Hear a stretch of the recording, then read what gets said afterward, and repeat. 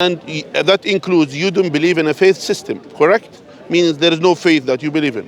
What is faith? Is basically is to accept, you know, people's testimony about certain things which is you didn't see, but you accept their testimony because you trust their argument or you trust them. That is faith. I wouldn't necessarily agree with that definition. You don't agree? Okay. Can you please define me the faith system so I'll understand where, so we can have, we'll be on one page. Okay, so let's define the definitions first. So faith is the idea of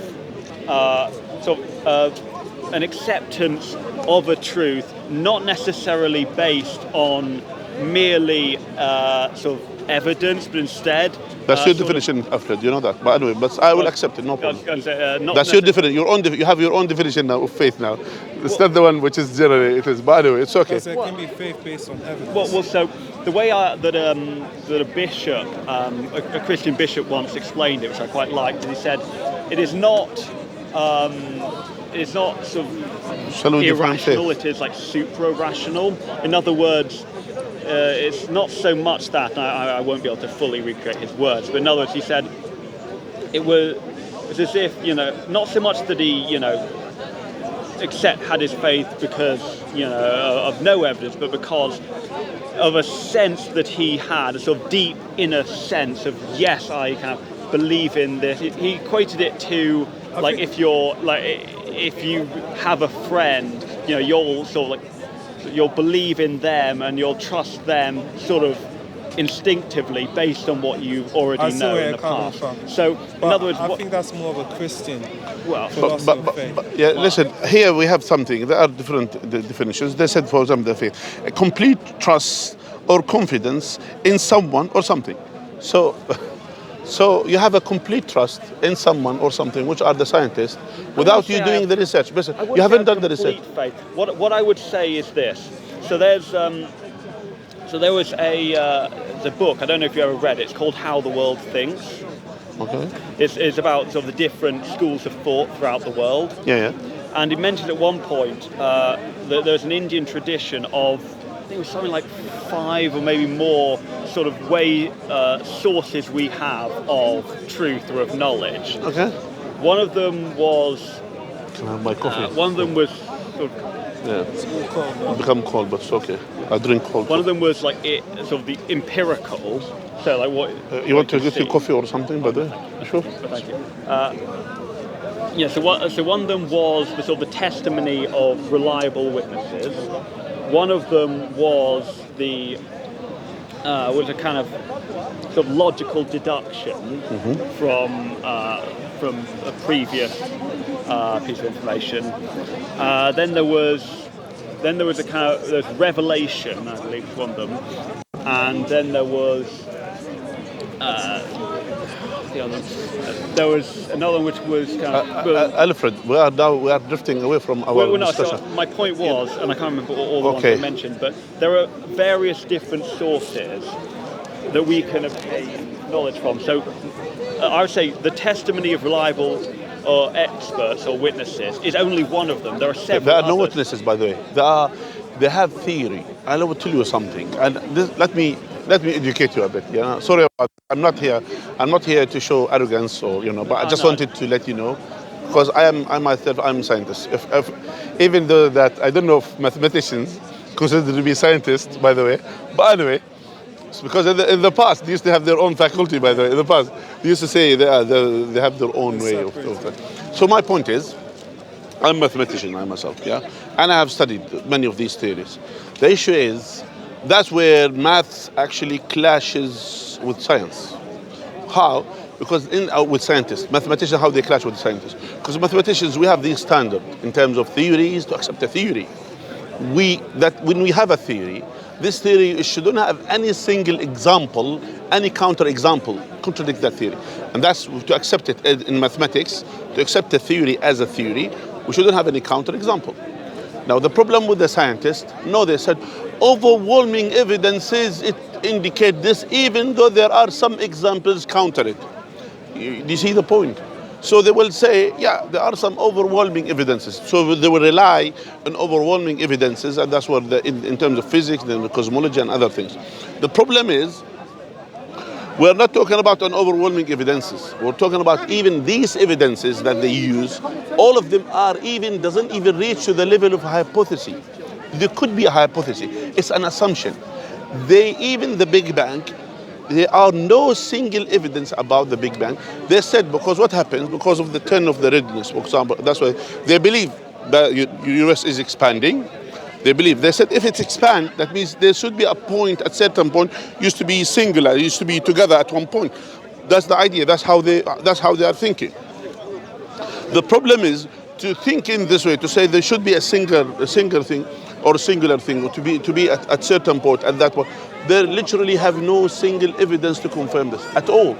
It's just an assumption because they said, for example, if you are how they say, they said if you are on the other side of the ocean and you see a wave, coming to the shore of the ocean, that means that wave had started at certain point. That means when you go back, that's how it is. So basically they said when you go back, that there is a starting point for it. So that's their assumption. Now, and that's why they have no clue, no evidence to say that there is a Big Bang that happened. It is an assumption. So there is no single evidence affirming this. That's our point. Let alone everything that relies on this theory, including evolution, everything that relies on this theory. Because what happened? They said, okay, this is a coincidence, because they wanted to use the coincidence. There are some coincidence that happens. How this Big Bang happens, because it was a coincidence. Then this Big Bang happens. And after this Big Bang, things evolved. And the same thing, even in terms of singularity. We know, for example, bang is a sign of destruction rather than building. And then to say these things evolved and then to be at certain point, very condensed point, and then it evolved again, it has its own issues, it has its own problems. Let alone as well that the earth to be here, to exist at this stage and this point, and let alone as well the things to exist, that because of the existence of the water, the existence of all of these things getting together, and then in order to create the first cell, and this first cell evolved to for example, to multiple cell creatures, and then this multiple cell evolves over a period of time. They said give it millions of years. The problem is all of these are, hypotheses.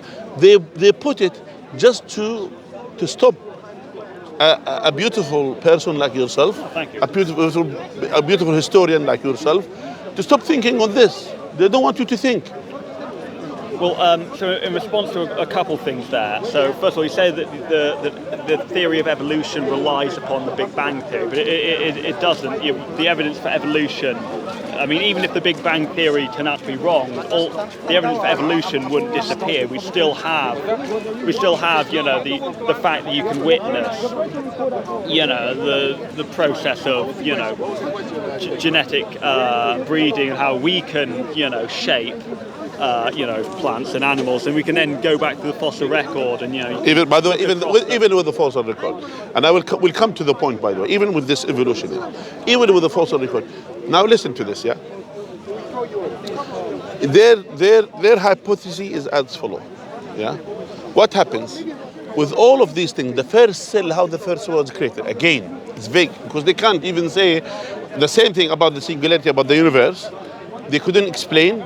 And then they said there could be at certain heat, at certain temperature, at certain things, lightning came, all of these things. At one point, then the first cell occurs. Yeah.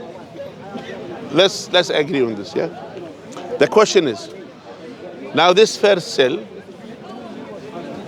how did it realize how to survive? The first cell. So there is a first cell. You need this first cell to survive, correct? This first cell, when it occurs, how did it rely how to survive? Yeah? Because you need to know as well, there are some kind of consciousness in a way or another that at least, I will not say the full consciousness, at least just to be cautious not to basically instinct, yeah? To die. At least something to survive. So it should have a pre-information.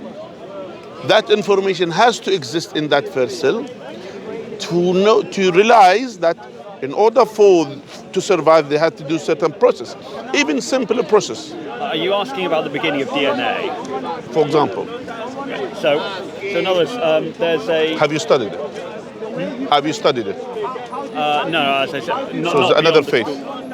No. I mean, what I'm saying is that the two main questions, because I assume you may have heard of the term "the God of the gaps." Have you heard that expression? No. I understand. I understand where the scientists they come from. Well, I know how they try to, Well, so it's the expression used to refer to how divine explanations have historically been given to explain things that human beings otherwise couldn't explain, and then the more explanations that we then have, the more we understand about the world, the fewer things are therefore explained through God. So, thousands of years ago, the Greeks would say, because they didn't know why there was winter and why there was summer, so they then said, well, like Hades kidnapped the daughter of the goddess that caused, summer. So, and there's this whole myth about that, and so on. The Norse would say, well, why is there lightning? Well, it's because of Thor, and so on. Why are there animals? But it wasn't the interpretation of the Muslims. Never was the interpretation of the Muslims. It was never. Even though Islam was way. By the way, we believe all prophets they preach Islam.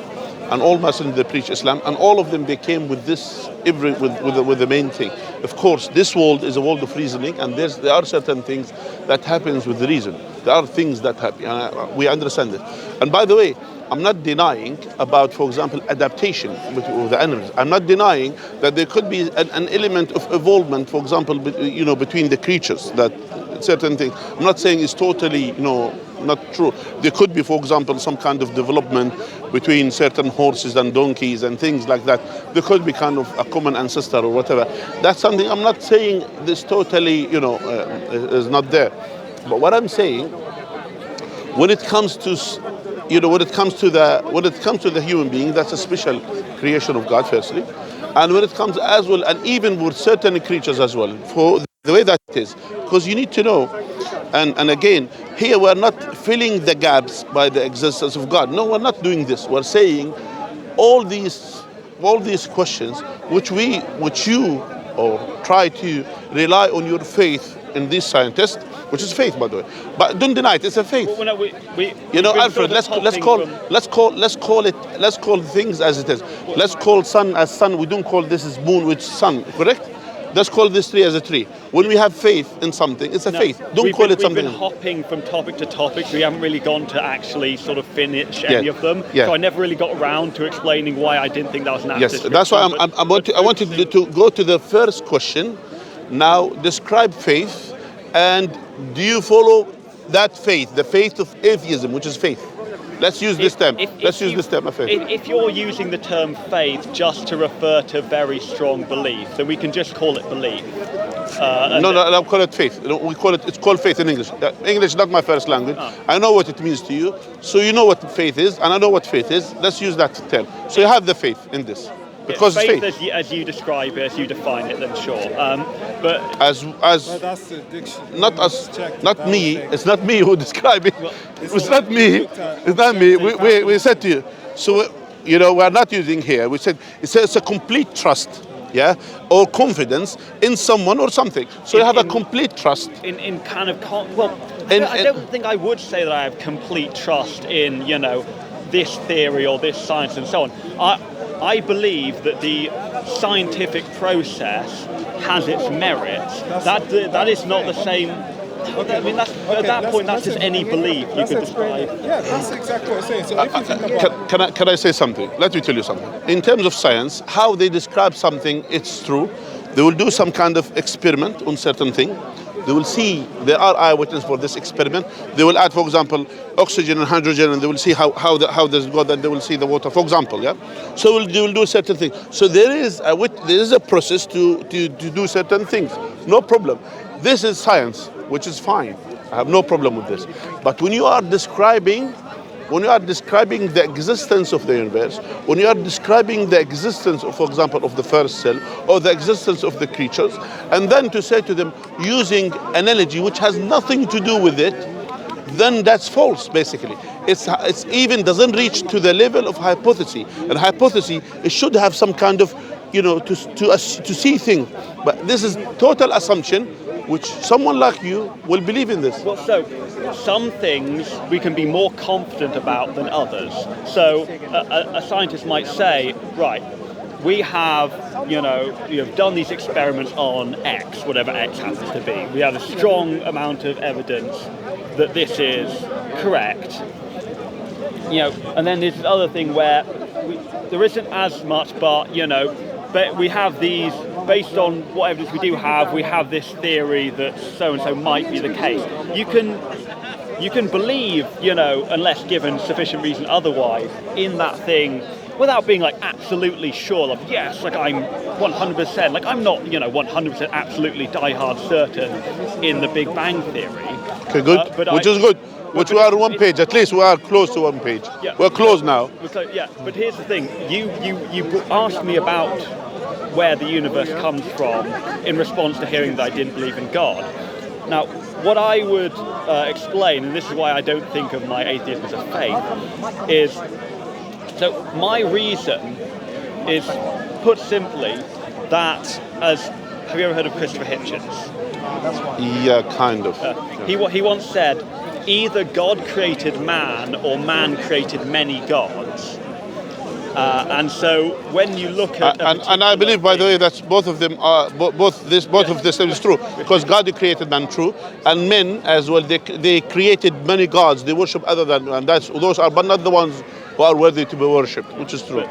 But when you're looking at something as a religious discussion, or you're trying to decide whether or not to believe in something regarding religion, you should look at it and think, which of these two explanations makes more sense based on the piece of evidence that you're looking at the time. So would this make more sense if God created man, or anything? I said to you both. I said to you, God created man, which is true, and men, that I believe this is true, and I believe as well, men as well created many gods, including atheists.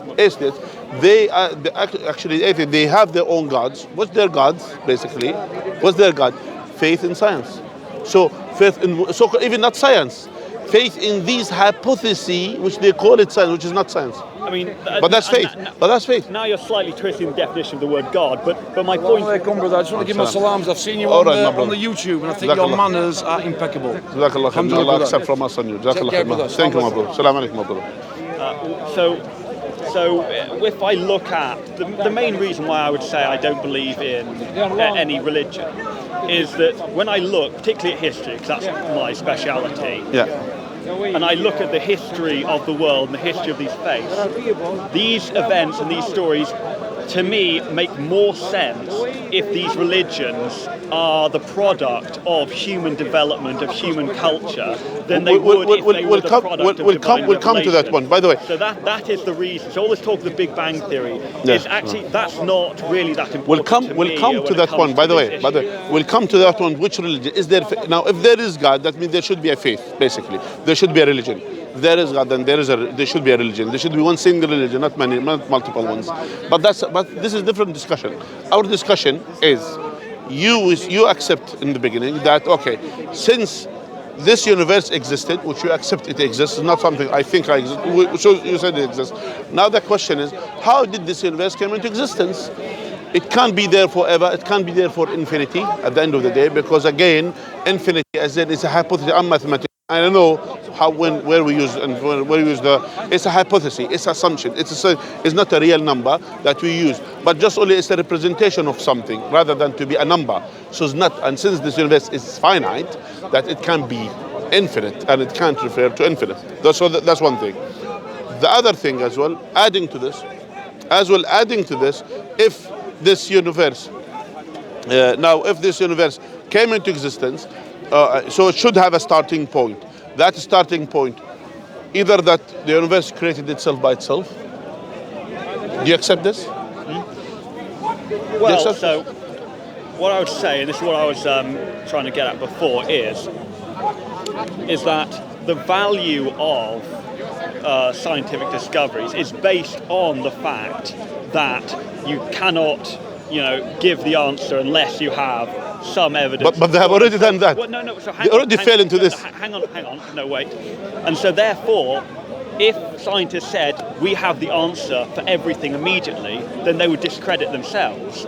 And so it is perfectly possible for them and for me to admit we do not yet have, and we probably never will have, the answers to every single question, but we have more answers than we used to. So this is what I was talking about with the God, the gaps. So we used to not know a great amount about what we now know about the world and natural processes. Evolution would be an example. And so we are figuring out more things as we go along. There are still things to be discovered, and the two main ones are what caused, if there is a Big Bang, what caused the Big Bang? Okay. And then the other main one is where does there is DNA no Big Bang again. You see here, but listen to this. Listen, it's like now again. If there is a Big Bang, what caused it? So the problem is, I'm talking about the singularity, even as it is as a starting point, how it came into existence. Do you see the point? So that's why. So there's the two. So like I said, those are probably the two main things. So the two most important questions that we have not yet answered. That doesn't mean we never will. It means we haven't yet. Let's use our mathematical, for example. Let me use my mathematical method, for example, to see. Now, either this universe was there forever, means infinitely was there, which could be, as you mentioned. Either this universe created itself by itself, which is another, could be. Either this universe as well came into existence by a creator, which is another possibility. So someone created this universe to make it exist. Is there any other possibility? Do you have any other possibility that you think about? Aside from infinite regression, the universe creating itself, and prime mover. Which is prime mover. Is there anything else? Do you have anything in your mind? I suppose you could, theoretically suggest that there was a sort of cyclical nature. But that's again the infinite one, the cyclical. That's the infinite one. In another that's what they said. form, I suppose. They said. So it's basically it will expand and then it will come to, but then it will go. What do you call it? Expand was the other term. Goes in. Retract, for example, and then it goes back. Then it will expand again. So that's the infinite thing. That's the infinite, by the way. In a different way, but in a different way. Yeah. So that goes to infinite. Yeah. That goes back to the infinite. Discussion. So now here to say it's infinite, again, infinite. It is an assumed, figure, represents something, a huge number, something big, cannot be comprehended. Still, it's not a number. So that's why it doesn't exist in the real life. Basically, there is no infinite number in the universe. There is nothing called infinite. Even all the particles of this universe, are finite. Yeah, everything in this universe is finite. Yes, we know it's a huge number, but it's finite. Still, is finite. Yeah. So there is no infinite in the existence. Something is infinite.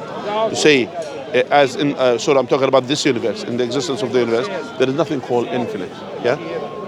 But you believe surely that in the sort of afterlife there is infinity. So it's like infinite. We'll come to the point. I'm talking about this universe. We are bounded with this universe. We are bounded with this. Like for example, for example, later on we're gonna have, maybe in the future we're gonna have our own meta life. Correct? You know what this meta is, which is invented by Facebook, and which basically we have a digital life. We have our life.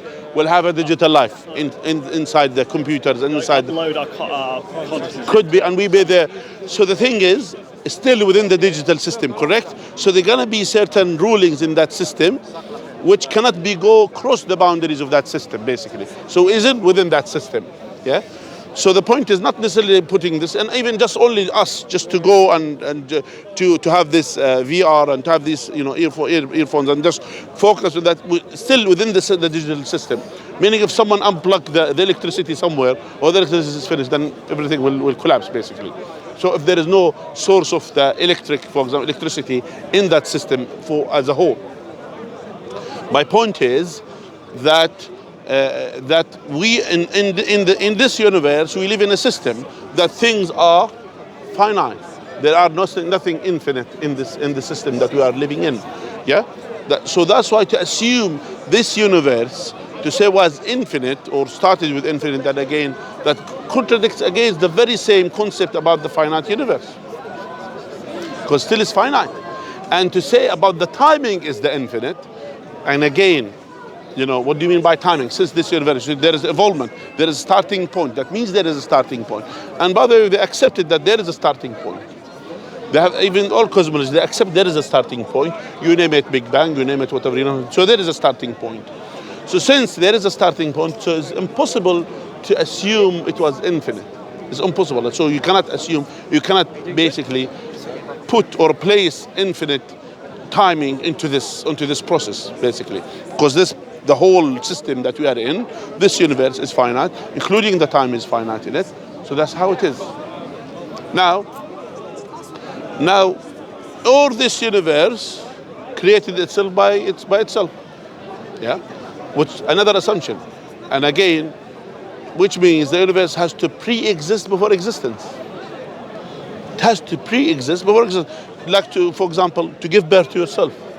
You have to be there before you are there, and then to decide to make yourself. All by the way, there is another assumption that this universe came by nothing. Absolutely nothing. It came into existence. Do you accept this? That the universe came by nothing? Came out of nothing, out of nowhere? Do you accept this? I would say that I don't claim to know the beginning of the universe. That's not my question. Listen, Alfred. Well, no, but you asked me I'm asking you. No question. Yeah, and then after we'll elaborate. I can't give it. No, I'm talking about. Listen, I'm saying. Okay, let me finish then my argument, and then you say what you wanted to say. So, or to say this universe created, or this universe came from nothing, and we know nothing means the absence of everything, including energy, including everything. Nothing. So, yeah.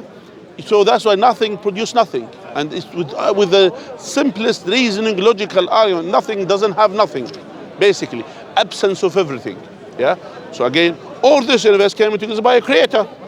And that's what we are saying. Okay, actually it should be with that. Now, what's your understanding about all these arguments? And if you have a further one, teach us. Well, what I would say is that there are the two main sort of stages, I suppose you could say, of religious belief.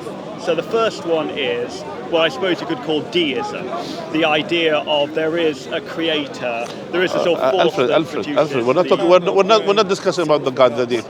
Just talk about the universe, how it came into existence. But these things are deeply interrelated, because this is what you're you already do believe in this. Discuss these. If you have any other fourth argument, either you affirm one of them, or you say, I don't believe in all of them, I have something else, or we talk about the existence of the universe. Leave the deity and all of these things. No. Please let me explain. So the deist would say, yes, we believe that there is some kind of what Aristotle called a prime mover, something that sets off the universe, something that lays the foundations for this. Yeah. But they don't necessarily believe in, like God in being involved in the world and giving us holy books and telling us what to do and so on. And the theist, the religious person, says, actually, yes, the Creator is involved and, does send down, revelation and does give us holy texts and so on, and can be, and should be followed and so on. Everything you have been talking about up to this point, were I to accept 100% of it, would still only lead me up to the deist stage. It would not suggest, it would not provide evidence for the second stage, the theist, which is the theist stage. And frankly, I think that is by far the more important. Good. The atheist and the deist differ only in kind of an abstract theoretical level. So you accept the deist argument. There is a higher power. It is plausible. I have not yet been given sufficient. Which means we're coming to a close. We're close now. We're close now. We are now kind of on one page. Yeah? We're kind of one page now. Now you say, here from my understanding, you are close to the deist to say there is a creator for this universe. Let's use it. Higher power. Yeah. So shall we agree on this? Shall we agree on this and move to the next point? Or you have any issue against this? To believe there is a higher power created this universe. I'd say I have not yet been given sort of sufficient evidence to say yes, I believe it is true. I think it could be the case, and as I said, I think it is only right for you to show a certain amount of humility in the face of a question that is grand and this sort of beyond immediate That's good. proof. Like I will give you one example. Like if you do you live alone yourself? I live with my brother. You live with your brother. Do you have your own room? Yes. Sir. Okay. So are you generally tidy or like myself? You know, I need some. Yeah, you're not tidy. Not very tidy. I try, but not always successful. Okay. Can I just ask, for example, do you have a phone now with you here? Yeah. Okay, good. Do you have other phone in your room? No. Okay, good. So if you go to your room, do you lock your room generally when you go out or something? I lock the door to the flat. I don't lock my room. Okay. Suppose you lock the room, your room, yeah? You locked the room and then you went out and then you came, you found another phone on your bed. What's your assumption? Do you think that this phone evolved from all these particles, they get together to create this phone? Or do you think someone placed it there? So this is the old watchmaker analogy. Yeah, the old watchmaker, yeah. That if you found a watch, lying around, and you didn't know what the watch was. Yes. I would say that there is. Well, here's the important distinction. In this case, there is a pre-existing distinction that I know from the world around me. I can find from observing the world. There are. حياك الله يبارك فيك. احنا في نصف بس تفضل. هاي المساعدات مع مساعدات فلسطين والله ما اعرف يعني تساعد لفلسطين يعني عائلتي يعني الله يعينكم اسال الله يعينكم بس ما يخالف بس بحب اسال يعني وين مكانها يعني والله انا اشوف المسجد المركزي او في بعض المنظمات الخيريه ممكن تساعدهم هذا اللي بعرفه انا يعني ما اتبع لمنظمه خيريه يعني احنا دعويه فقط في الدعوه احنا فقط للدعوه فقط دعواتكم لنا الله يرضى عليك جزاك الله حياك الله اوكي sorry about that for the interruption I'm not sure if I'd use the word yes okay Alfred yeah so with the watch analogy or the phone analogy in this case there is a pre-existing knowledge I have from observation of the world that there are organic things that develop and then there are mechanical things that are created by us. So in this case, the difference is that with the phone or the watch, I therefore have reason to think, well, because this fits the parameters of a mechanical human creation, therefore the most logical conclusion is therefore that it was brought here by a human. That's good. So that's why basically you had then in that case you will build a faith, by the way, because that's a faith. You didn't see the person, you didn't see who put it, but you, based on your own reasoning, you accept to believe there must be someone who placed it there. Logical deduction, rather than basically. Yes, but then that's how it is because the idea is that's what I'm saying to have. Going back to the definition, which I used to do earlier, it's not my definition. It's what the first definition by Google. Yeah, basically you have something certain. Yeah, that's how it might. A complete trust. So you have a complete trust. You have a complete trust in your thinking, and you have confidence in your thinking that there is in someone or something that someone placed the phone on your thing. That is how the word faith might be used in sort of common parlance. It's not necessarily the most precise definition about in this religion. Kind of context. No, I'm not talking about religion. I'm talking about this. I'm talking about this other thing. Now, since this universe came into existence, that means they must be used. You believe you are more deist, let's say, to accept that there is a maker for this universe, basically. Yeah, you agree with this? Yeah, a higher force or power. Higher power. This higher power, is it powerful to create this universe? Yes. Must be. Is it intelligent? Does it have the knowledge to do things? I mean, when you talk about knowledge, then you're there's a certain amount of, I won't say anthropomorphizing, but a certain amount. The word knowledge is kind of assuming a certain nature of being. Because we need to know, we have to understand these concepts. Otherwise, for example, if a power with no knowledge, it will cause chaos. Generally, that's what we know about the power. Because there is no power except if it has knowledge, then that's something else. So that's why meaning that since this universe, something evolved this universe, something created this universe, this something is very powerful. Now, and this universe as well is so sophisticated, the way that it is, the structure of it. Us, our bodies, the way that we are very sophisticated creatures, and everything that is in our life. We are now here. We are now here, you know, by the sun here. Just wanted to get few from the sunshine, at least a bit. Yeah, all these things, the trees and everything, and all the creation around us. All these things, there must a factor of knowledge there to create this universe. It cannot come by ignorance. Otherwise, I will suggest to you, if someone wanted to go to the moon, you know, those people, we used to have they used to have in our village a carpenter, someone who's a carpenter, or someone who's a shoemaker. Can he make, for example, suits for the astronauts who goes to the moon? Can he do that? He should. You will say, the very suggestion that comes to your mind, say, if he has the knowledge to do it, then yes, he can. Correct? But if he doesn't have knowledge, no background, nothing, we'll just say, you know what? Let me make you something similar to the shoes, and something, a suit or something that you could use it to that. And let's see how things goes with you. So these things. So that's why when you look into this universe, when you look into this sophisticated universe, the way that it is, the way that the structure of the universe itself, and everything that's around it. So this power, it should have knowledge to create things. It can't be ignorant. It can't have. It shouldn't have absence of knowledge. It should be knowledgeable to create these things. If you assume that this higher power has a mind that is equivalent or analogous to I didn't say mind. Yes, I didn't say mind. What mind, consciousness, whatever I will you want say to call it. it could be consciousness, but we're talking about intelligence. We're talking about knowledge. Knowledge, basically, knowledge should have knowledge. But I would say your suggestion is correct only if we assume that this higher power or logos or whatever you want to call it is something that has, you know, consciousness or awareness in the way that we do. Not necessarily, by the way. It would only really no, stand up.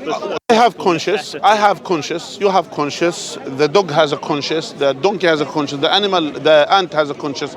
Each one. We differ. Even we use the same term about consciousness. It doesn't mean we are similar in terms of our consciousness. You understand? Similar degrees, but it's still. I mean, no, with different degrees, of course. There are different consciousness, different type of consciousness. Let's say, yeah. And that's why what I'm saying here, since this universe came into existence, and there is a higher power, moved everything. Yeah, the prime mover, as what you described earlier. So it should have knowledge to create things, to create at least the singular cell or the singular thing, at least, according to you. It should have the knowledge to create it. Again, I worry about the sort of danger don't too be worried. Too much of an equating of beings such as us with something of that nature. I don't think we necessarily operate upon the same sort of rules. No, not the same. But we're talking about knowledge to create things. That's what I'm talking. I'm talking about. Firstly, powerful. Secondly, knowledge. You should have knowledge. Otherwise, power with knowledge doesn't do nothing. But power with knowledge creates something. Yeah. All I was questioning was the extent to which one could say that yes, it must, by necessity, have, you know, knowledge, because knowledge is a word that we use to refer to beings that would be so different to a higher power of that sort. Yes, I don't know if it would necessarily be necessarily true to say, it must have knowledge in order to do Yeah, that's why it's not like us, but it's knowledge. For example, you know, we for example, ourselves, we gain our knowledge through different things. Some of our knowledge came by inheritance, with our DNA. We have certain things. We have certain level of knowledge that we're born with. Yeah, we have as well certain and many levels of knowledge that we get it as well through learning and the learning process, etc. Similarly with many creatures as well, they are born with certain knowledge, basically. Yeah, even some creatures, they never met their parents. Some creatures, they never meet their parents. As soon as they get out from their ego, from their shell, then they will have the knowledge what to do, what not to do at the first thing of their life. Yeah. Like for example, the turtles, for example, they get the mothers. They will lay the eggs in area, and then they will leave to the sea, to the open sea. So this turtle, they're born with certain things. First of all, the first thing that when they hatch from the eggs, they'll go to the sea and to find food and to do things. So they are already equipped with certain knowledge, with certain level of knowledge, even before they're born. Yeah. So that's the point is. So since they were talking about the creator, we should have knowledge to create this universe. You agree? Let's accept that for the sake of argument and then move on. Okay. So since it has knowledge, this power, all powerful, and should have the knowledge to create this universe, then it should have a will to decide to do things, not to do things. So that's why when this power created this universe, and it has knowledge, so it decided to create it, and it could, and this power as well could not to decide to do it. So it means that it's not something that is, like it's not just only that, like the intelligence of the computers, for example, just to do things and then they will process by itself. No, actually, to decide to do things and decide not to do things, which is the will, what we call it, the will. They should have an independent will. I mean, again, like this is assuming a level of. That's not assuming. That's not assuming. I mean, if there is knowledge, there should be consciousness. I mean, if this is simply a kind of generating force that operates on a different level to the sort of material world, it doesn't necessarily follow that it must therefore have a mind and a will and make choices. I didn't say mind. I never said mind, because the computer, even the computer, they don't have not necessarily minds. You could just do things to them. They can do their different things. Even nowadays, they can to have these decisions. If certain decisions, they can do that. Yeah, certain things. That's not my point. My point is, so since it has knowledge, that means it has consciousness. That means has a will to decide things, not to decide things. Sorry, my legs. No worries. Yeah. Yeah. So if must be the same with you. Yeah, if it has, so sorry about that. Oh, sorry. Allah يبارك. So if it has an independent will, yeah, basically, this is the definition of God. All powerful, all knowing, has independent will. All powerful doesn't necessarily follow from it sets off the creation of the universe. It doesn't necessarily mean it must therefore be utterly omnipotent. But yeah, that's what it means. All powerful possesses the whole power. But I'm saying because it can't be something. There shouldn't be any weaknesses, basically. I wouldn't say that's necessarily a kind of a logical necessity based on. No, not logical. It's not logical. So because here this universe is so big, needs a huge power. So just only, and this universe is nothing compared to the power of the Creator. So that's why it has the power to create things.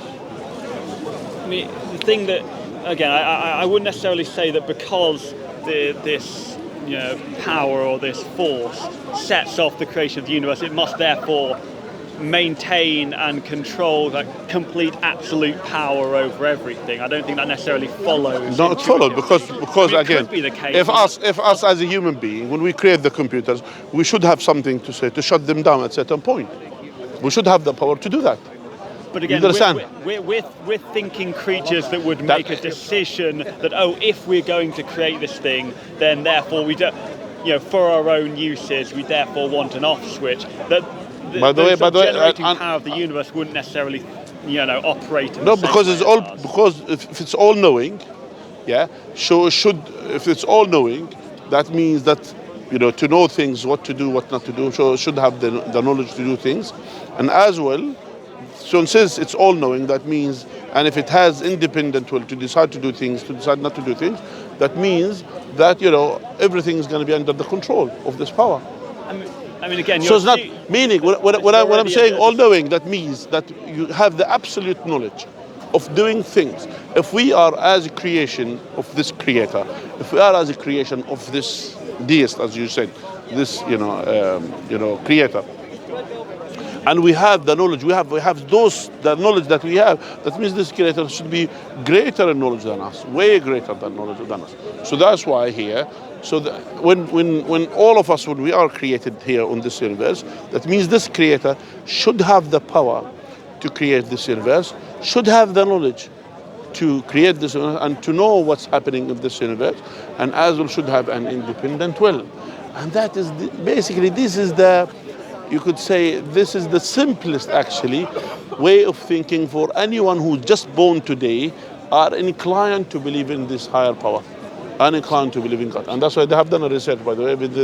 They found out that even babies, if you leave them, that they're inclined to believe in God, basically.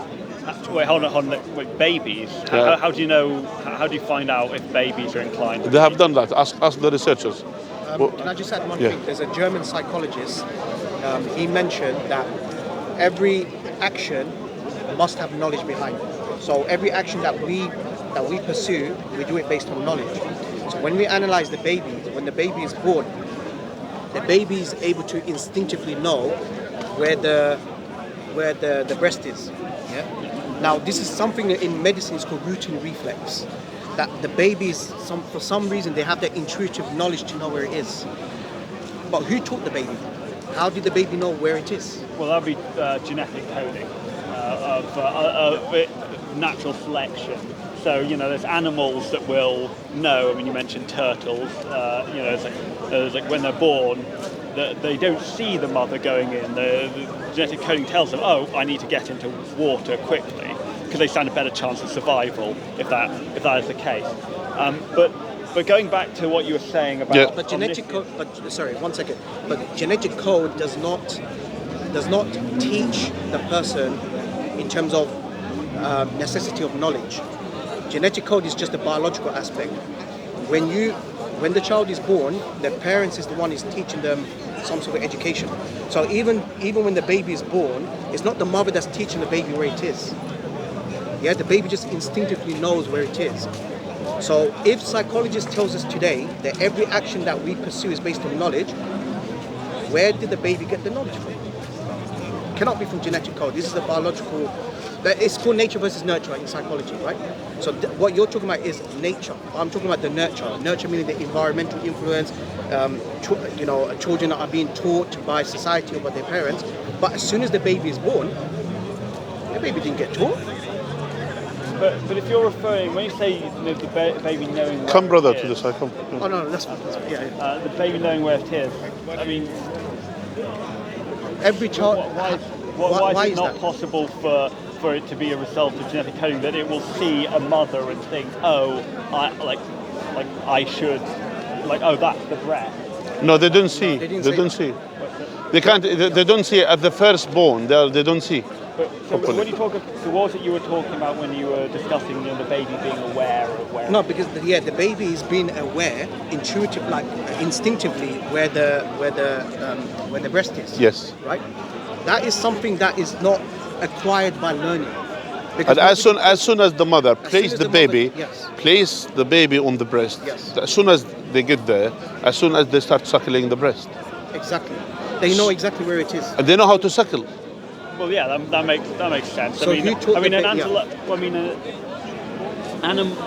so human beings, because our brains are so large, we require a lot longer to develop. So at the beginning, we only have basic things like that. Most animals have but the turtles know instinctively. No, but that's later on. That's acquired by learning. No, the turtles, they literally just come out. Yeah, naturally when they come, they will go to the ocean. They have this. That means they are born with certain things, and this is not evolved over a period of time. The problem is what they will try to say, because this is over a period of time, because there are some certain things that they keep. For example, there are no single, for example to say, okay, they have done failure until one of them, was rectified. Not necessarily the case. So basically, there's always things they were going in the right direction in terms of that. even some cells as well, how to, for example, to focus, how to survive basically, even the single cells, as well, let alone even the multiple cell small creatures as well. They will get as well. They already have the, in their biology, in their own DNA, how to survive, and the same thing for multiple cells and many creatures, the same thing. So that's why I want to say it evolved over a period of time. There's nothing like this. There is, again, they are using assumption. Many of the scientists, they will use assumption just to say, you know what, it could be over a period of time. But there is nothing like that. When you say over a period of time, that means you should have many examples of failure until one of them is right. And there is nothing. And for example, your eyes are here. Your eyes not in your knees there. They are there. So it's not something in the nature choose for your eyes to be here. So there is something that the Creator, when He created you with your eyes here, knowingly that the right place for the eyes to be there. Well, you talk about the Creator designing us, and this goes back to something I was wanting to talk about earlier. So you mentioned that you were willing. This is something I've heard Muslims say before online, is that it's that they're willing to accept that animals may have developed according to natural maybe, selection, not humans, I will not say, humans have a special sort of design and relationship with God, and God has a purpose for us. Would you say that you don't believe that humans evolved? Not necessarily. I don't believe that the human is evolved at all. I believe that we are a special creation of God. That God that created us directly from Adam, our father, and also from Eve. But as well, I'm not saying for other creatures as well. There could be certain creatures that evolve from each other, but not necessarily all of them. So there could be, as I mentioned to you, there could be one ancestor for the donkeys and the horses. There could be that. Yeah, I have no issues. I have no issues against that. Yeah. For example, or to say between the canine, for example, there could be one single. I don't know. There could be. I'm not saying it's not. It's definitely not. But again, when it comes as well to the human being, yeah, God has created them as, directly, with certain level of knowledge, with certain level of understanding, and as well God made them as well sense the same thing. If they are someone with larger brain, as you mentioned, with different, for example, with a different will, not just only if our purpose just only eating and drinking and reproduction. So actually animals, they do better job than us. At least they don't cause pollution, they don't cause wars, they don't do all of that. But us, we do all of this, and that means we have our consciousness is different than the other animals. So that's why when we are deciding certain things, our decision as well could have an impact to everything around us. Well, so the reason why I mention, the reason why I came back to the idea of evolution with humans and with animals is that if humans, if Homo sapiens did not evolve and we were created as is, a sort of unique species by God, why have we found the remains of these previous human species that were similar to us but different, and increasingly different as you go back in time?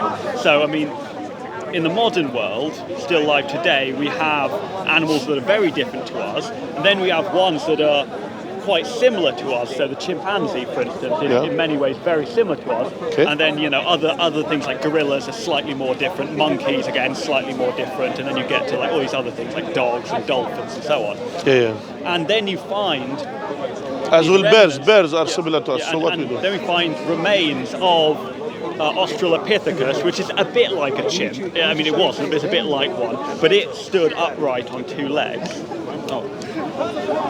Okay. It stood upright on two legs, and then you have a collection of other species that we found the remains of. So we found Homo habilis, which again is quite like an ape but more intelligent. They were able to use stone tools. This assumption. Carry on. Who said that? Is there an eyewitness that they witnessed them to use tools?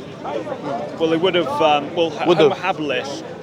We would have found fossils of them. They have with their tools. They were on fossils with their tools. I mean, I'd have to go back to the book that I. The book read never said and it's. So on, that's why you read. Why specifically it was that. Alfred, I think you're a good historian, but you're not a good scientist. Can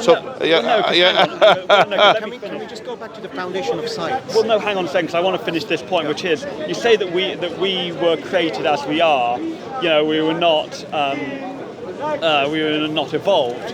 And yet, if that's true, and if a religion, let's say Islam, is true, why is it then that we found evidence for the evolution of man, of all these different hominid, let's say, and then eventually human species, leading up to Erectus, which is quite like us, but slightly smaller brain. The Neanderthals, again, shorter, a bit different to us, but quite similar. Can I just respond? Why would Allah not mention these things in the Quran or anything else, or why is this not in any other religious text? And are these not signs that we have evolved? I think it goes back to the foundation of science, because there's a difference between theoretical science and established science. So if we go by the bare definition of the scientific method, it's basically a collection of data that is repeated, observed, and experimented, right? Darwinian evolution falls in the category of theoretical science, not established science. Yes. Why? Because you cannot go back 65 million years ago, whatever the case, you cannot observe and test and repeat, right? Now, there's something called established science, meaning anything that passes scientific method is established science. For example, if you can test under the laboratory bacteria, that's not a theory, that's a fact, right? It's established science. Big Bang theory and Darwinian evolution is based on theoretical science. Now, what do scientists say regarding theoretical science? Anyone can make a hypothesis. Hypothesis basically means a set of propositional statements without evidence. Even you can make a hypothesis. But however, it becomes a theory when there's overwhelming evidence. But however, if it's a theoretical realm, it can only provide you the best explanation, but it's open to wrong. It's only provisional. So even if, for the sake of argument, you believe in Darwinian evolution, in the next 1,500 years, according to scientists, because it falls in the realm of theoretical science, there could be evidence that is contrary. Theoretically speaking, yes. It could be. The same thing with what you said. These things that they found, and by the way, even they said there is always missing. There are many gaps, major gaps. Even, for example, in terms of the similarity about the certain thing, what they have done, because I went to these things, you'll find few bones here and there, and then they said this is the continuation of the bone. Who told you that? Yeah, can I also address this? How is that? You mentioned that how come there are evidences that suggest of Darwinian evolution? The point is this: in philosophy of science, you have to assume that the world is in order. You have to assume that the world is rational conformity. Now, you cannot put under the laboratory to test and to verify that the world is in order. So science gives its own philosophical assumption. Theoretical science, in terms of the evidence, is inference to the best explanation. So when you talk about fossil evidences, it's only inference to the best explanation. It's an indirect evidence. It's not empirical evidence. You haven't seen for yourself. And there is no full. Exactly. There are no full skeleton, but for you to know, exactly. There are no full skeleton about all what you mentioned. It's literally we found different bones. They said this could be that. Who told you that? Yeah. Why this the thing that you said? Maybe it could be the ancestor of the gorilla. Could be the ancestor of the chimpanzee. Theoretical science, anything that falls into theoretical science, is not based on certainty. It can only provide the best explanation, but it's provisional to truth. Yes, but I would say that you shouldn't allow the perfect to be the enemy of the good. So just because you cannot know, and this is something that scientists have said that it's not a good idea to say yes, I'm 100% certain in this or that. But you do this. But this is what you're doing. Can I just say one thing? Hang on a second. Sure. Even if you're not 100% certain, because you think, well, theoretically, someone in the future might find evidence that contradicts this, you go with the explanation that is the most likely, that has the most evidence, rather than saying, like, well, I'll accept no conclusions because I can't be 100% certain. So, I mean, hang on, but scientists do give the conclusion.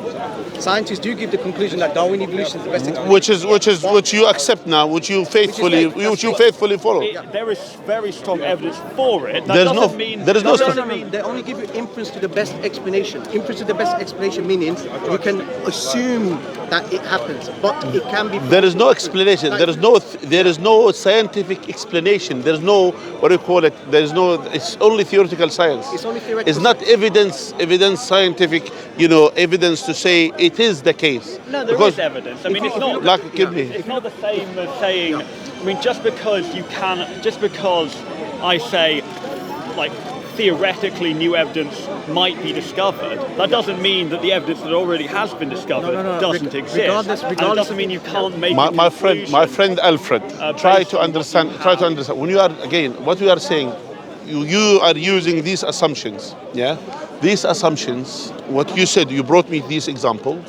You said that could be this more standing or more sitting or more this. Actually, in the past, they used to say by theory, they said there must be the human in the past. They must have a larger scalp, larger brain. That's in the past. They said this because they said because in order for them, and they used to say even this argument. Basically, that one, the ancient human being, they should have larger brain, larger scalp. In order for them, they can do different things in their life, and as well, if you give them computer of nowadays, they will be able to use the computers. Correct. And then later on, they said, no, hold on a second, not necessarily larger. It's actually the other way around. It's happened many times. So you see here, I'm talking about in 40 years, in less than 40 years, this been changed in 40 years. And I remember a documentary, I used to watch it in the past. They used to say, oh, our ancestors, they should have a larger brain. They should have larger scalp. They have this. And then later on, they said, no, hold on a second. Not necessarily the case. They should have a smaller brain because the things that they do is less than the things that we do now. So we evolved, our brain evolved and become bigger compared to our bodies, for example, because of the things what we do. And then they contradict with the gorilla. They have a larger brain compared to their bodies. And then you see these contradictions. So when it comes to evolution, when it comes to one creature going to the next creature, for example, they say it was single cell, then it evolved into like fish, then it came into land, then it became a mammal, then it became human. The process of evolution, it requires transformation of the DNA, right? Genetic mutation. Transformation of the DNA through radiation. But when radiation hits the DNA, it damages it. It doesn't produce new information. For a monkey to become a human, you need to change the DNA, right? You need to change the DNA of the monkey for it to become a human. So like when Hiroshima got bombed by the Americans, there was people that suffered from radiation sickness. But it didn't cause them to develop wings, it caused them to have disformed fingers. That's a good point. Fingers could be disformed, disfigured. It didn't create new information within the DNA. It just swaps it around, it corrupts it, and causes deformation of the body. It doesn't create new information to turn one creature to another creature. Well, look, By the way, the point is, the brother, he was talking about something again, because that's the assumption about the evolvement. By the way, they say because there must be under certain radiation, certain things made the DNA to develop in a way in order to make another creatures. That's what he was talking. And again, all of these things again, we came to the point to say there are no scientific evidence affirming that we have a common ancestor between us and the apes. There is no scientific evidence. So you don't regard the fossils that we have. Which fossils? Do you have a full one? Well, you're making assumptions. In my possession, no. Is there full one exist? Well, I mean, I'd have to look up to actually certain there isn't like a single rib missing from one of them. But the point. No. It's actually the other way around. They have part of a jaw. And part of her, they said that's it. Some are more complete than others. Sometimes they'll say, well, we found like a couple bones, and we think that therefore this might be a slightly different type of dinosaur, and so on. And by the way, but there are in the past, in the past, by the way, and they have done it. They have done a research, by the way. One of the scientific magazine, by the way, it was led by one actually corrupt guy from England here. What he did, he went to chimpanzees, gorilla bones, they collected them together, burned them, do certain things, and what's his name? I forget his name. Scientist? One scientist here in England. And then he made the research. I think maybe Brian Cox. So what happened? Literally brought different bones together. They made one kind of skeleton. Yeah? And then put them under pressure and burn, etc. Burn them. And then brought them, this is the ancestor. And then they did the research here and went through. And then later on, actually, one of the people who literally tested the bones, and then they found actually it is not the truth. These bones are literally is not the ones which has to be. And literally a counter example, which already been established that this is the common ancestor between us and the apes, and then it went. So you see here, that's what happened generally in all media all the time. You will give like for example the other day, they will give in the news. This is what happened. For example, given what's happened in Gaza, yeah, the 40 babies being heated by the Hamas or whatever, decapitated, and then after that they say, oh, sorry, it was the wrong information. But already the damage being done. Already people, they took it. Yeah. The same thing with the same example that happens. The people, they say, oh, this is what happened. This is the common ancestor. There is no first. Secondly, it doesn't mean if there are similarity in certain things in terms of the number of chromosomes and things like that, it doesn't mean that we're similar. You see the point? It's identical. Yeah. Well, Yeah. So, what I was saying earlier about how, if you're looking at, if you're judging the veracity of a religion, let's say Islam, for instance, and you're looking at these various pieces of evidence in the world, what you have to ask yourself is not, oh, can I be absolutely 100% certain without any doubt whatsoever about this option? Us as Muslims, yes. We have 100%, 110%. But what you Beyond what certainty, I have to do, let's just say, is to look at each piece of evidence and say which seems more likely in the light of this. Which explanation it seems more likely as an explanation, more convincing for this piece of evidence? A, that Islam in this case is divinely inspired, that is the truth that's sent from the creator of the universe, yes. Or that this is the product of human culture and history and development.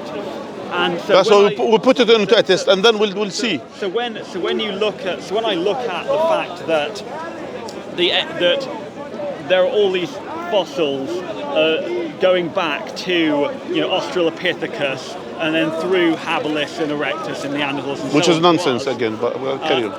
And I think, well, which is more likely?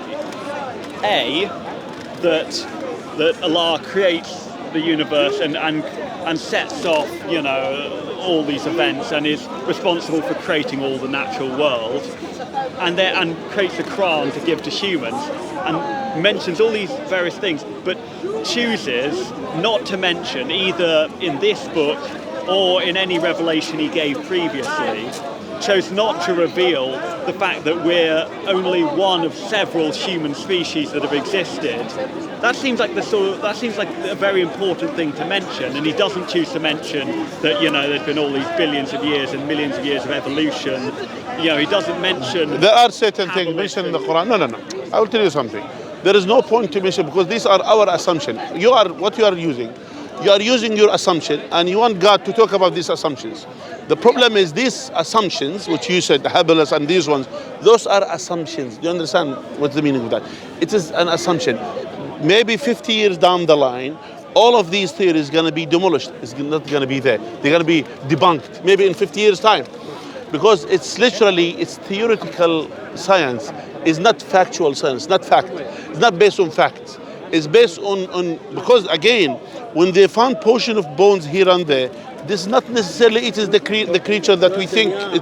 It's drawn in the mind of the people, and people they draw it, and then they make someone who's a historian who has nothing to do with science to accept it and to believe this. But again, and you have nothing to do with science. But it's not the same to say that something that theoretically could be new evidence. That's not the same as saying, and therefore the evidence we do have isn't worth believing. It can be open to correction, right? Might be the point. Theoretically, that's not the same thing as saying. Because God is true. For us, God is true. It's not open to correction. Right, but that is faith. Exactly. That is. Which faith. is you have. No, but that's the difference between what what we're saying. I feel you've been a victim of scientism.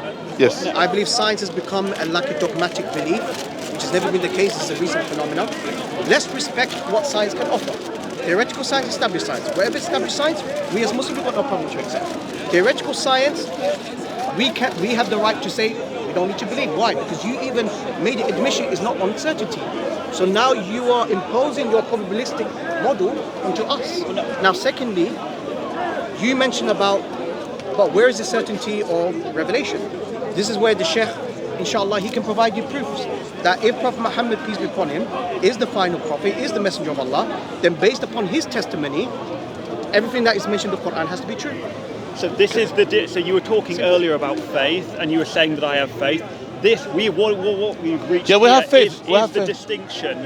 When you were saying that I have faith, This is the distinction. This is why I wasn't saying that I have faith, because faith is what you guys are saying. But no, I'm absolutely certain. Yeah. Like, I do not believe that there could be possibly any evidence that would dispute.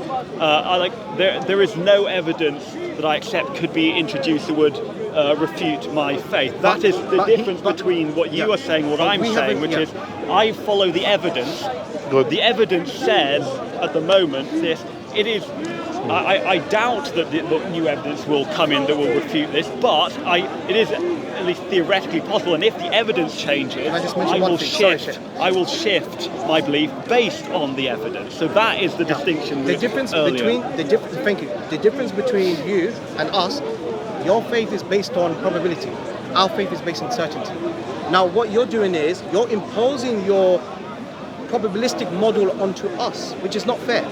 We're on a level of certainty, you're on a level of doubt, but yet on your level of doubt, you're imposing us to say, well, how come most likely? No, this is not fair. And I will tell you. Secondly, if we can provide to you legislative proofs that Prophet Muhammad, peace be upon him, is the final prophet, based upon his testimony, wherever the revelation he receives from Allah overrides any of your scientific preconceived notions. So this conversation. Yes, but this conversation began when we were I was asking a question about Islam, and you asked me, like, what is your religion? I said, because this is the primary, primarily. And so then you started, discussing with me the reasons why you thought I should become a believer. So this is me explaining why I don't have. No, by the way, I didn't say to you should don't know. I didn't say. Exactly. I never said this. So I never said this. I'm not imposing. I'm giving the explanation for why I do not have. You're trying to cast you're trying to cast your doubts onto us. But we as Muslims, we have the right to not believe in what you're saying. I'm not trying to force my belief. And as well, the same thing. By the way, did I say to you, why don't you believe in Islam? At any statement. Correct. Did I say that to you? No, not in those words. Did I say to you, what you should believe in God? Did I say this to you? No, but you're making arguments in favour of the existence. I understand, but so I'm not imposing. So I'm saying. I didn't say you were imposing upon me. You just said now, just in a minute. I said that I am not imposing on you. Okay. Now let's think about. Let's go back to the point. For example, as I said to you, our evidence is based on what we believe. Is not just assumptions. It's not theories. It's not scientific theories. It's based on facts. So things that we know, we believe are facts. Yeah. Now, there are certain things. For example, and one of the proofs that about the existence of God, one of the proofs about the prophethood of Muhammad, peace be upon him, is the Quran. The Quran, which I advise you to read and to study it and to understand the Quran from Quranic perspective. And as well, one suggestion for you, go into the journey with someone. There is a philosopher, actually. He is a well-known, respected figure in America, mathematician, and he used to be the head of Atheist Society, by the way, in one of the universities. His name is Jeffrey Lang. Yeah, have you heard about him? No. My advice to you, just read about him, just to know his journey to Islam. Basically, when he studied the Quran, he had all of these. What you said, he went through it. And then he came to this conclusion, okay, now he said the Quran is a book. When you read it, when you understand the details of the Quran, you will be in one of the two options. To assume this book doesn't exist as if you never heard about it and just move on in your life. And if you know this book exists and it's fact, that means you have to accept what it has. So this is the dilemma that he went through. And that's Jeffrey Lang, is one of those people. He's a professor, an academic person, and eventually he accepted Islam after studying the Quran. Now, one of the things, this is what we are giving you today. My family has a copy, but you could have, that's yours. You don't have the family, just family. So, for example, one of the things about the Quran, that there are certain, what we call it, real facts in the Quran, not necessarily scientific facts. Those are facts in the Quran, mentioned in the Quran. Now, I will give you a few examples, and then you think about it. What do you think the knowledge of the people 1400 years ago about cosmology? The knowledge, rudimentary. I mean, not non-existent, but lesser. What do you mean? Like, give us detail. Do you think they know about the details, the stars are millions of years away from us, all of these things. Do you think they have the idea about that? I mean, some knowledge. No. Not.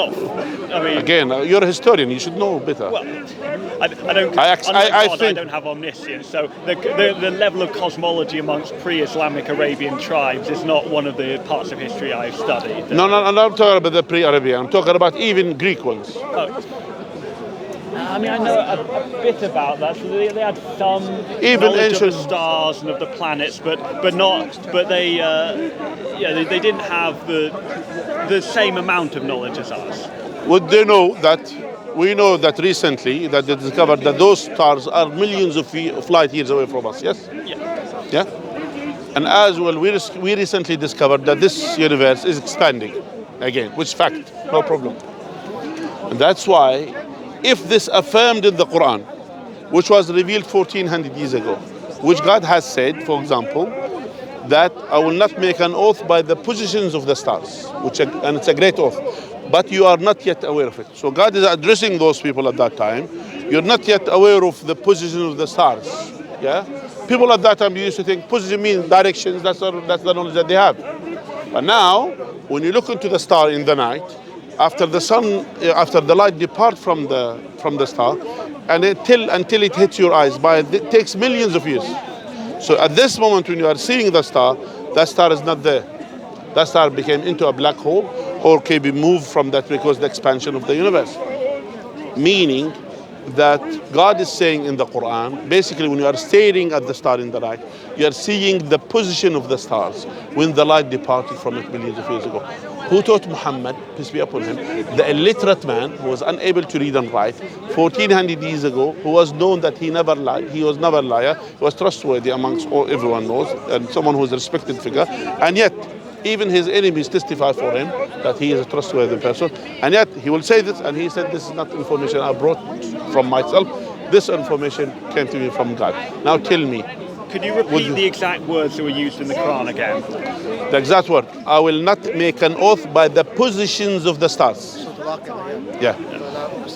And it's a great oath, but you are not yet aware of it. So God is saying here, when God is making an oath by something in the Quran, means something worthy to ponder, to think. There are deep meaning in it. Yeah. May I ask what the context was of that quote? Of I will not make an oath by the position of the God is saying to the people, yeah. God is saying to the people, I will not make an oath. God making an oath by something in the Quran, that's something worthy for us to ponder. And we are not allowed to make an oath by other than God. And God is entitled to make an oath by one of his creation. Yeah? So he made an oath by certain things. One of the certain things is the positions of the stars.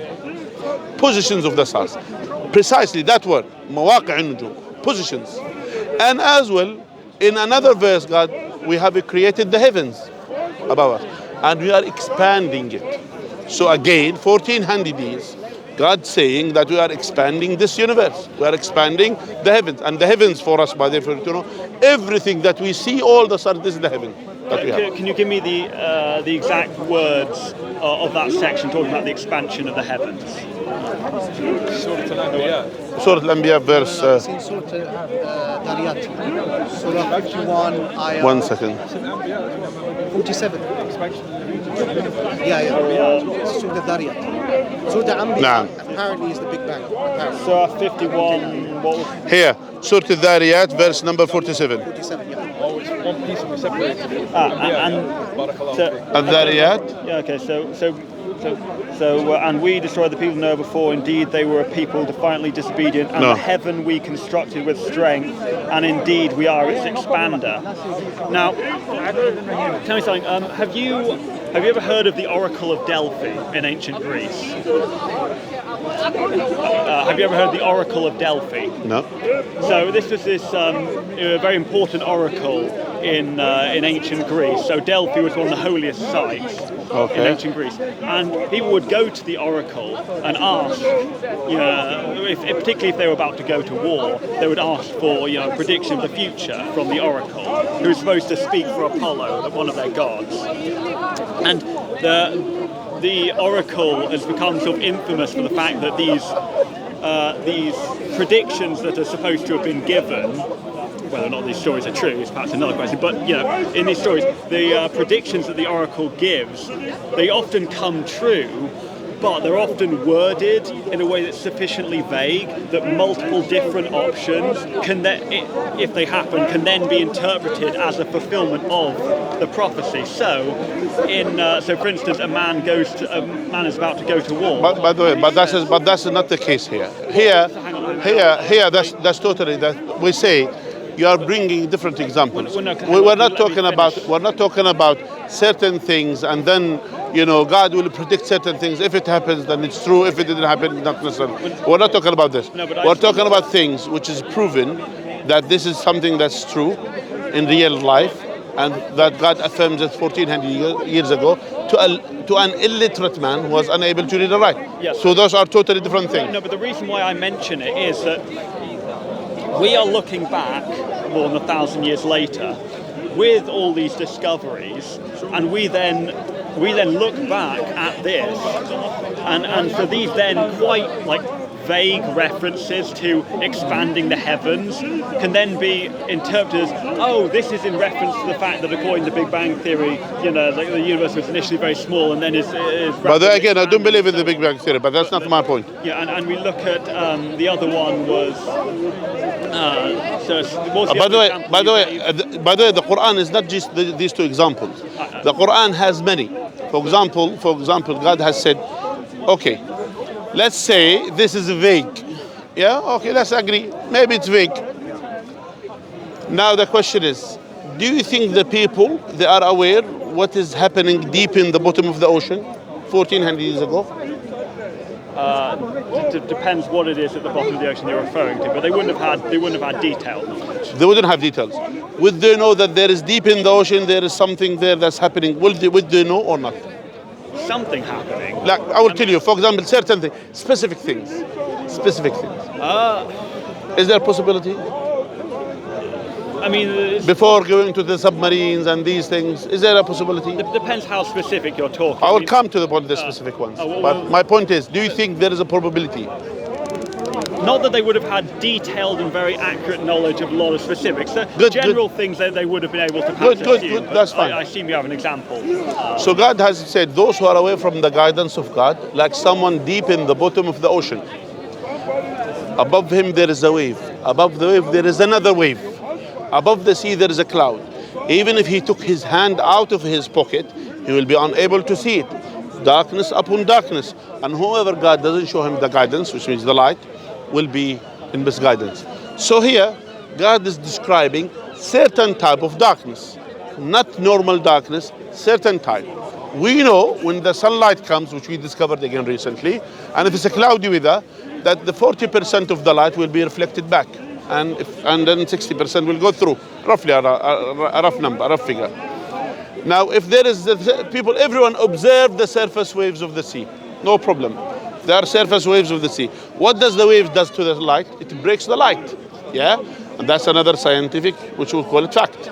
So the waves of the surface of the sea breaks the light. Everyone observed this, no problem. Now, we recently discovered, deep in the ocean, there are other types of waves travels in a different direction than the surface waves, which is there. They are called the sea current, and the sea current as well travels by waves. As well, they found as well in certain oceans there is as well two layers of the sea.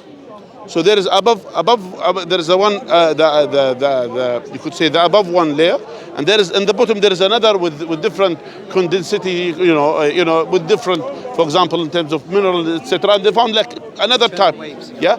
And that internal waves inside in the ocean travels in another direction. Whatever remains from that light, it will be broken by the underneath, which is again discovered recently when they invented the submarine and they went inside and then they found something that is the waves.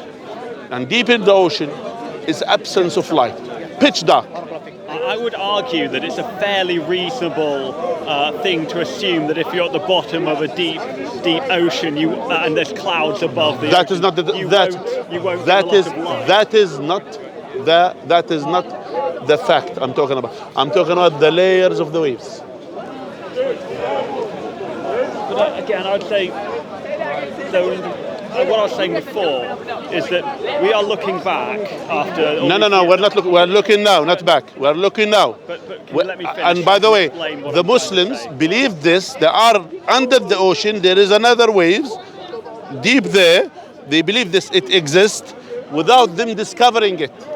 Right. So what I was trying to say. So it's is not. that- It's not looking back. Well, no. So this is a detailed argument. This is not. This is not assumption or could be right or wrong. This is a detailed one. I've let you speak. Can you let me give my response?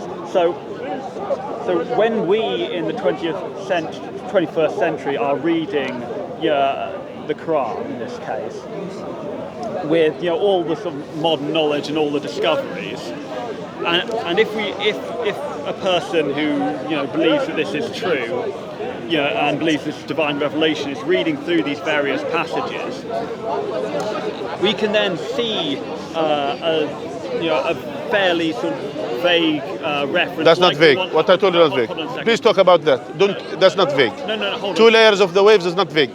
Can you please let me finish? So a reference like, I will not make an oath upon the location of the stars, and we can then, you as a Muslim can then look back at it and say, oh, this is proof that he knew that. I'm talking about the waves. Please, let's discuss the waves. But I didn't get. That's clear. get That the- could be. You could say. I will say. I will give you the credit. That could be the position of the stars. Could be. Even though, which for us, this is an overwhelming. I will say. Let's use your own argument. Huh? Yeah. Which is an overwhelming as well. Evidences for us to believe this is true, because here we're talking about the position of the stars. Position, and God is not addressing what does it mean. He said to the people at that time, you are not yet aware of it yet. You people here, you are not yet aware. Meaning there could be a time people will be aware of it. That is the miracle of it. Yeah? The miracle of it is saying to addressing those people, they know what's the position, they know this direction here and there. But again, and he's saying to you, you are not yet aware of it here. What does he mean by that? And then later on, we have used another thing. But that's not the point. I'm talking about the layers of the waves, which is discovered, which is a recent discovery. There is no way that you could say assumption. There is no single way that to say it's assumption. Yeah, so in that quote, which again, if I can recall it exactly, it's like Cloud, the person who, surface waves, bottom waves. yes, a person who is at the bottom of the ocean, there will be a wave above him and a wave above that, and then the cloud. A cloud. So he will not have light. Absence of light, yeah. Yeah, there will be an absence of light. Now, I would argue that if I'm an Arab living 1,000 years ago, In the Arab desert, which is not aware of the ocean even. we can assume they would have known that the ocean exists, even if you're not living right next to it. Yeah, but so, yeah. Yes, I would argue that as an Arab, You could argue all the time. We could argue, but the issue is, what's our argument? Did Muhammad mention anything about oceans? What is the point? Someone, by the way, Well, based on the quote you gave me, the point seems to be making use of a metaphor to explain why you should follow God and shouldn't be disbelieved. no, I didn't say that. To be based Listen, what you said here, basically, you are thinking in a wrong way, in a wrong direction. I will tell you why. Because you think when you are arguing back, for example, and you see something which is clearly evidence, you try to find a loophole to say this is wrong. That's one thing. The other problem with you are thinking we are here to say to you, you have to accept Islam based on this argument. Who told you that? We're saying to you, for you just to open your eyes and mind, for there could be something true, which you propose initially, which you to investigate, and then after that you come back. And I'm asking you, go to the Jeffrey Lang journey, see what he said, see his work, just study that, just think what he said, and study the Quran and come back. That's all. We have to go to pray now. We have to go to pray. okay. Nice talking to you. Okay, so did you say Assalamu alaikum when you leave, or is that just when you say hello? Yeah, whenever, anytime you can say. Oh, All right. well, you're Muhammad and Abdullah. That's me. That's really- All right, look Assalamu after alaikum. yourself. Sounds Don't like- forget. Take care, yeah? Have a good evening. Yeah. All right, look after yourself. Rayhan, what's your name? Alf. Alfred. All right. Oh, I thought it was Alfie. Rayhan. Rayhan. All right, look after yourself, Alfred. Alfred. It's not short by that much. It's like one Read letter. the Quran, Alfred. Read the Quran and come back, yeah? have a good read about it. May Allah guide you. Is it, may I ask where the footage goes? I don't know. Is it See, like a see, YouTube channel? yeah, different channels. Anyway, may Allah guide you, Alfred. All right, bye. Brother, I need to go to pray. I don't know how to. What? We can just hold on to it. Huh? I was just saying we can hold on to it.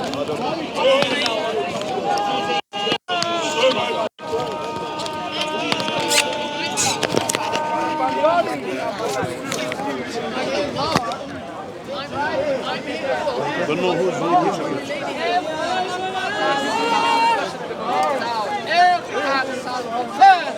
Lord Jesus Christ.